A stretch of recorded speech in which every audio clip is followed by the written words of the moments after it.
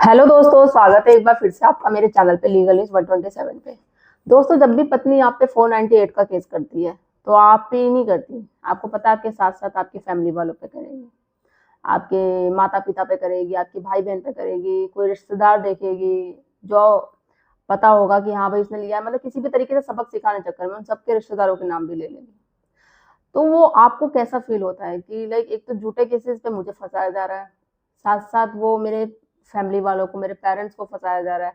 तो वो जो एक फील होता है कि किस तरीके से उस दर्द, उस सिचुएशन से आप गुजर रहे हैं, तो आप जब सोचते हो कि क्या कोई ऐसा केस नहीं है कि मैं भी पत्नी है उसके घर वालों, उसके माँ बाप पे, उसके भाई पे, सब पे कर सकूं।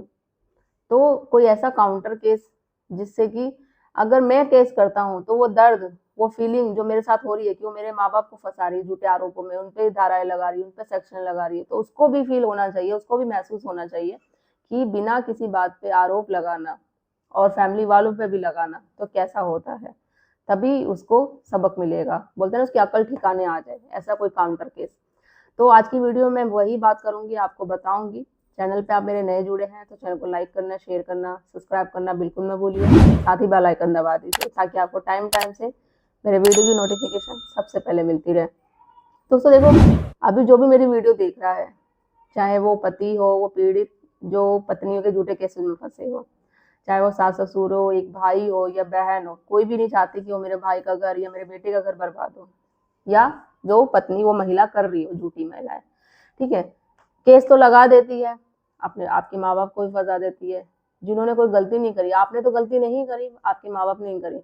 अब वो आप उसके लिए, आप उनके लिए कि भाई इनको जेल में ना कोई डाल दे, मेरे को तो चलो हो ही रहा है, मुझे वो कर रही है कि मैं उसका पति हूँ, मेरे माँ बाप को क्यों फंसाया जा रहा है, उन रिश्तेदारों को क्या फंसाया जा रहा है, क्या समाज में इज्जत हो जाती है, क्या रिश्तेदारों में इज्जत होती है। यार शादी करी है और इसकी पत्नी ने तो पूरे रिश्तेदारों को ही झूठे आरोप में, दहेज के आरोप में फंसा दिया 498 में। तो पूरी तरीके से जो होता है ना, एक मानसिक जो तनाव वो हो जाता है, उस सिचुएशन में गुजर सकते हैं, और ये वही समझ सकता है जिसके साथ हो रहा हो। तो एक लाजमी सी बात है, जब एक शादी की जाती है कि भाई एक रिश्ता निभेगा, एक बहू आएगी, पत्नी आएगी, घर की सेवा करेगी, माँ बाप की सेवा करेगी, बट वो चीज होता नहीं है, वो उल्टा ही हो जाता है। वो झूठे केसेस फंसाती रहती है, एक नहीं कई अनेक। तो उस सिचुएशन में कैसे हैंडल किया जाए, कौन सा काउंटर केसेस है कि जो पत्नी के साथ साथ उसके माँ बाप, उसके भाई, सब पे किया जाए, जिससे कि उसकी अकल ठिकाना आ जाए। पत्नी तो ये सोचती है कि भाई मैं उसको सबक सिखाऊंगी, पति को, ससुराल वालों को, बट उसको ये नहीं लगता कि वो खुद भी सबक सीखेगी लास्ट में। कई औरतें होती है ना, जो वो महिला जो बोलती बाद में कि मुझे पति नहीं रख रहा, ससुराल वाले नहीं रख रहे, अब मैं क्या करूँ, गलती तो मुझसे हो गई। देखो, जब भी मेरा मेन मोटिव ये नहीं है कि आप जो पत्नियां हैं आप पति पे केस करते रहो, या पति है अगर मैं बताती तो उन पे केस करते रहो। पहले आप कोशिश करो कि आपका रिश्ता बिगड़ जाए। लड़ाई झगड़ा देखो होता है, बट सुलह कराने की कोशिश करो, समझौता करने की कोशिश करो। अब समझौते के लिए आप कोर्ट पहुंच जाओगे, कानून का सहारा लोगे, तो कानून का सहारा लेने से रिश्ता बनेगा नहीं आपका, बल्कि बिगड़ जाएगा। और 90% आप मान के चलो कि कानून का जो सहारा लेता है रिश्ता बचाने के लिए, उनका रिश्ता नहीं बचता है, क्योंकि वैसे ही एक खटास आ रखी है और कड़वाहट हो जाती है ज्यादा कि भाई ये तो कानून में, कानून का सहारा ले रही है या ये ले रहा है। तो आप कैसे समझ सकते हो कि आपका रिश्ता बच जाएगा।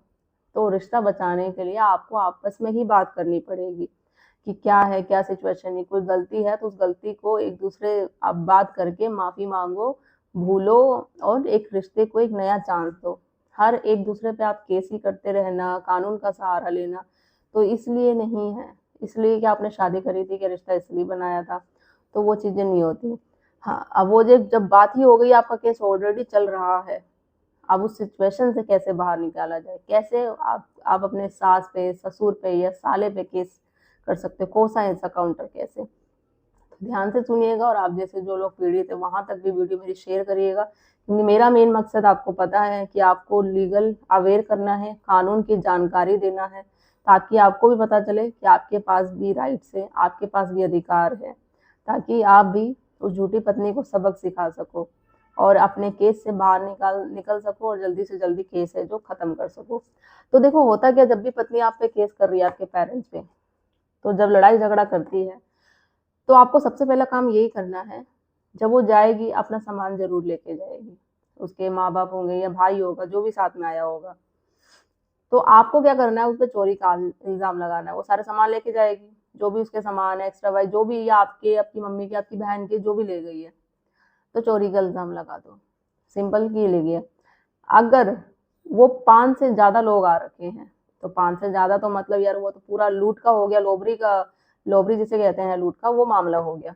तो वो उस पे कर दो, ठीक है, जिसमें कि सेक्शन ये आईपीसी 392 आता है, और जो चोरी वोरी का सिंपल हुआ 370, आई थिंक, हाँ 379 सेक्शन आईपीसी आता है, तो इसके तहत। और पत्नी को भी साथ में करना है, उस केस में लेना है। अब ये मत समझना नहीं है वो तो मेरी पत्नी है, कोई बात नहीं, उसने कर दिया गुस्से में आके।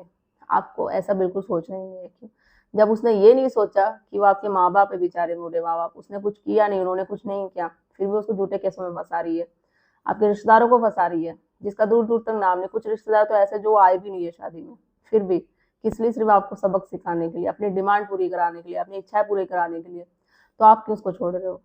आप जब भी ये चोरी का, लूट का लगा रहे हो 392 या 379, तो पत्नी के साथ साथ उसकी, उसके उसकी माँ, उसके बाप, उसका भाई है, एक है, दो है, तीन है, जितने भी है, उन सब पे ये केस लगा दो। देखना उसकी नानी दादी सब, जितनी भी अकल है ना, सब ठिकाने पे आ जाएगी, तो पता चल जाएगा। तो ये सारे हैं।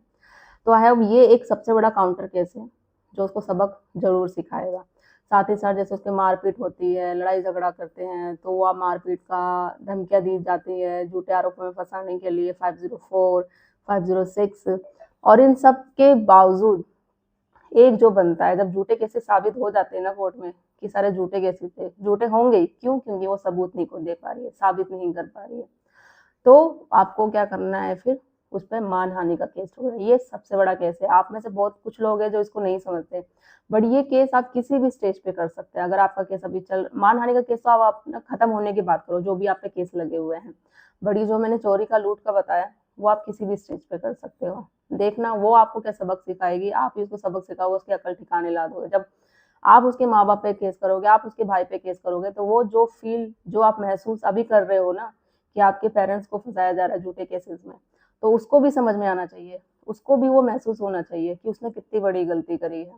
वो गलती जो आपने आरोप किया नहीं है, उस आरोप में आपको फंसाया गया, आपके पेरेंट्स को फंसाया गया, तो सेम आरोप पे आप उसको फंसाओगे, तो उसको भी लगना चाहिए कि हाँ उसने सच में वाकई बहुत बड़ी गलती करी है। ये है। और साथ ही साथ इसके अलावा आप डीवी का भी केस करो उस पर, आप अपनी माँ के द्वारा उस पर डीवी का केस करवाओ, अपनी बहन के द्वारा भी करवाओ। जब वो 10 चक्कर काटेगी ना 10 कोर्टों के, और ऐसे ऐसे को देखना, उसकी अकल जरूर ठिकाने आएगी, फिर वो आपके हाथ पैर भी जोड़ेगी, सब करेगी, और आपके अकॉर्डिंग अपना सेटलमेंट, समझौता करने को भी तैयार होगी। तो आशा करती हूँ आपको समझ में आ गई। और पूरी डिटेल अब मैं, देखो, वीडियो के जरिए तो नहीं बता सकती, डिटेल्स में अपनों केस में आपको एडवाइस चाहिए तो कॉल पे बात करिए अपॉइंटमेंट बुक करके। चैनल को सब्सक्राइब करना बिल्कुल नहीं भूलिए। जल्दी मिलती हूँ मैं कैसे इन्फॉर्मेटिव वीडियो के साथ, तब तक के लिए थैंक यू।